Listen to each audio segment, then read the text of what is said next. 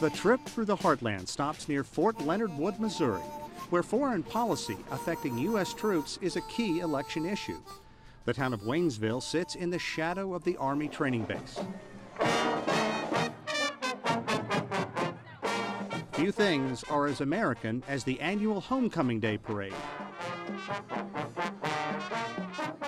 A pep rally of sorts for the high school football team. Homecoming is usually that one game a year where you kind of forget about what record you have and where you are, and everybody just kind of brings their A game. It represents the community.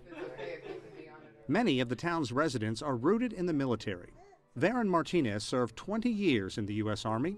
Martinez can spend more time with his family and new granddaughter now that he works as a contractor for the Army at the fort. He thinks the midterm elections provide an opportunity to make some course corrections in Washington. I don't speak negative of Democrats nor of my commander-in-chief. I don't agree with the direction that he's taken the military. Another 20-year vet, Jerry DeGrafton Reed, is more direct. We're tired of the same old business in Washington, D.C., and we want changes, and not just, the president, vice president, changes across the board. He points to Barack Obama's foreign policy, especially in Iraq, as a reason for the president's plunging popularity.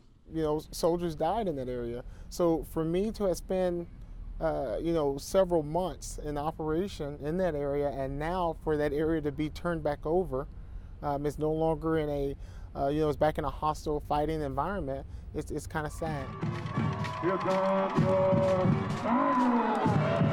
Varen Martinez's son is the star quarterback for the Waynesville Tigers, number 18.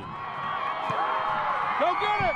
Go get it! There's a saying in American football that the best offense is a good defense. Good job, defense! Martinez served 4 rotations in Iraq and worked in Afghanistan, and he is frustrated that the Islamic State controls much of Iraq and that the region is in shambles. That's a sore spot for us guys that have been to Afghanistan and Iraq, because we knew what the sacrifices, our battle buddies around us and the units that we've all been deployed with. Every single military service member has known somebody that was either seriously injured or passed away. Pass! Ball!